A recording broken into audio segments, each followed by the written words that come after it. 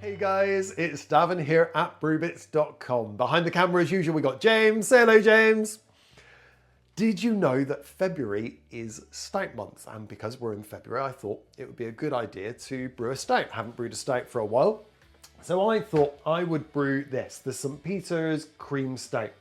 But, as I always do, I thought I'd take a little twist on it. So what I'm going to do is I'm going to split this kit down into 4 different stouts.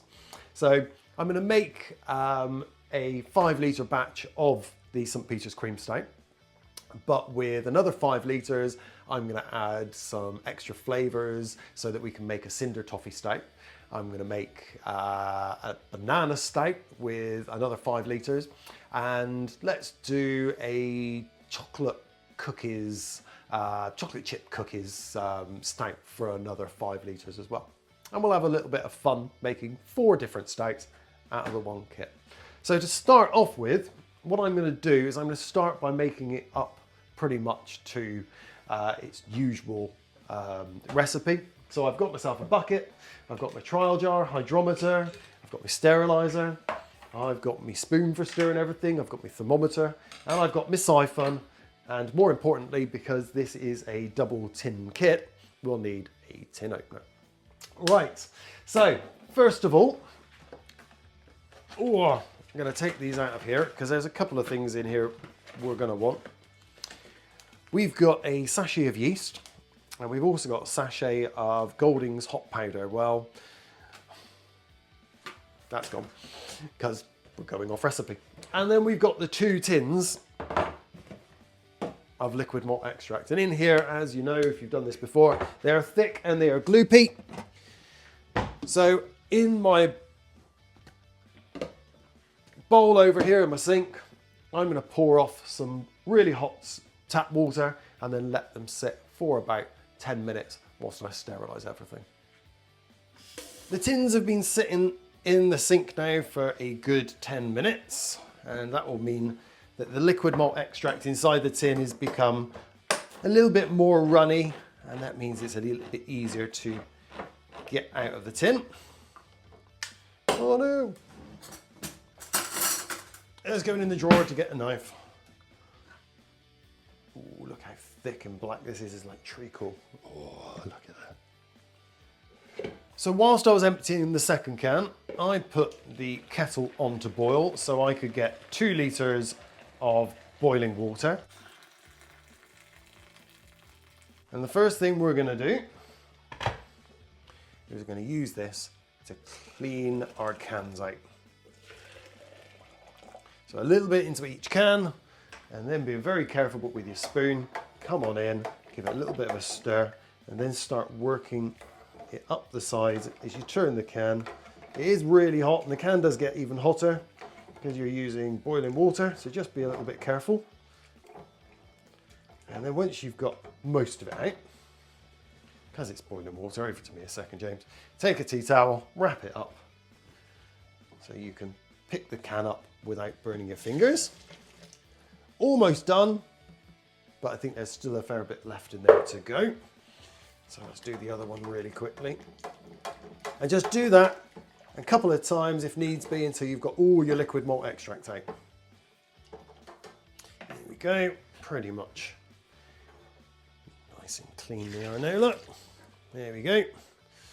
And then the rest of the water goes in the bucket as well.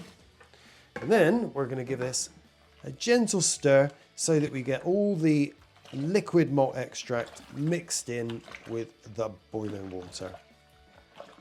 Now that's all lovely and mixed in, because we're going slightly off recipe with making this into 4 different kits, you would normally now top this up to 20.5 litres. But because I'm going off recipe, and because of some of the ways I'm going to be playing around with the ingredients in the other recipes, I'm actually going to top this up just to 16 litres now.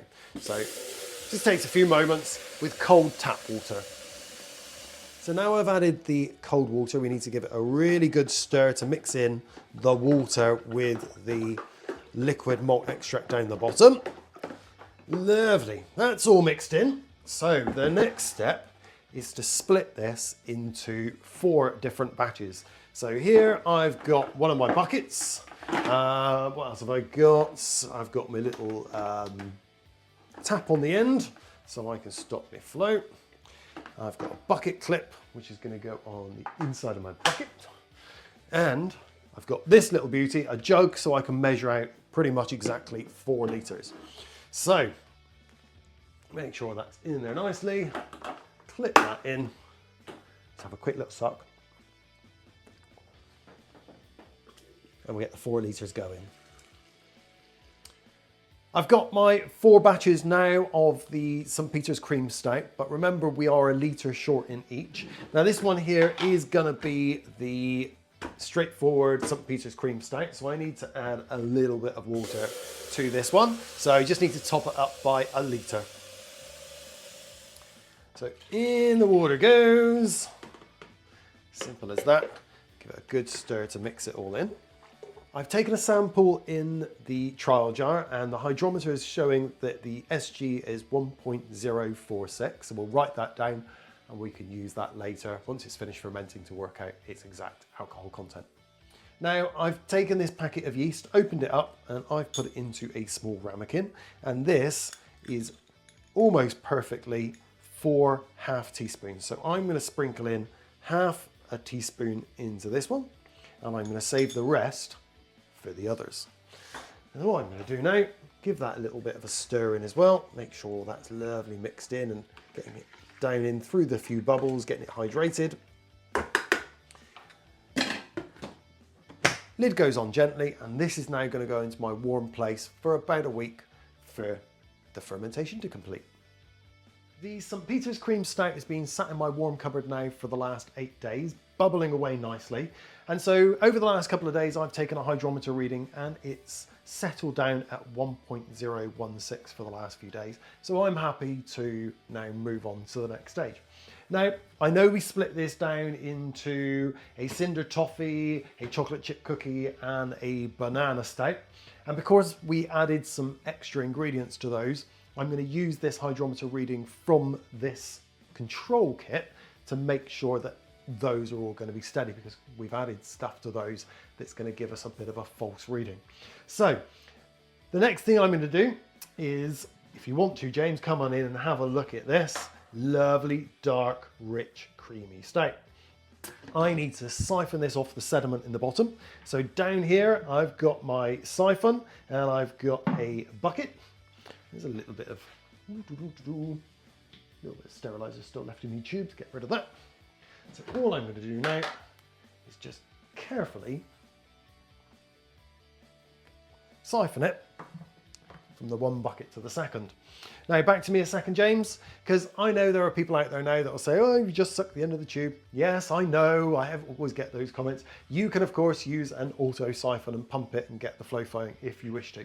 Now, what I like to do here, come on in a second, James, is I like to keep the bottom of the siphon, which I've got my sediment trap on, just below the surface, and follow the top of the surface down. And as it gets lower, getting close to the bottom, I like to tilt the bucket so that we can get as much beer out of there as possible. It takes a few minutes, so just be patient. Now that's siphoned through, I've got myself here some sugar. Now if I was doing a big batch of this, I would have added 150 grams to the whole batch, but because I've chunked it down into a gallon batch, this is going to be about 40 grams ish of brewing sugar going in. And just so that it dissolves a little bit easier, that was just a little bit of boiling water out of the kettle onto the sugar and stir it in until it's dissolved. Cool, now that's dissolved, all we do is just simply pour that in. Not like very much, but this is going to give us a nice fizz in our bottles, and then a gentle stir to make sure it's all mixed in. So I've got my bottles that I've already sterilised. I've got my bucket clip, I've got my siphon. We don't need the sediment trap on the bottom anymore because we got rid of the sediment. So that goes around that way. Bucket clip goes on the tube. Tube goes in the bucket. And on this end, back to me a second, James, I've got my bottling wand. If I was doing a bigger batch, I would put it on the end of my tap here and used it to bottle the whole batch through. But because we haven't. We're only doing a little tiny batch. I'm just going to pop it on here. But first of all, I'm going to get ready. Ooh, bit too high, bit too far. Ooh. And then all I'm going to do is start filling up the bottles. I finished bottling the St. Peter's Cream Stout. So this is going to now need to go back into my warm place for the next 5 to 7 days for secondary fermentation to occur in the bottles to make them nice and fizzy, because I like a nice bit of fizz in my stouts. But because I'm going to do a few ones here, I'm just going to give each bottle a quick little green mark so I know that these are the St. Peter's Cream Stout, and then I can create a nice little label for them a little bit later, stick it on, and then, as I say, pop it back into my warm cupboard for about another 5 to 7 days. Then transfer it to somewhere nice and cool for about another 2 to 4 weeks to allow it to mature in bottle condition, and then pop one in the fridge, pop it open, and enjoy a nice bottle of St. Peter's Cream Stout. But for now, that's this video done on the St. Peter's Cream Stout. If you've made it, and you've made the full batch, or if you're doing what I'm doing and zhuzhing it up and playing about with it, down in the comments below, let me know how you've got on. Let me know what you made. I might even try making it myself.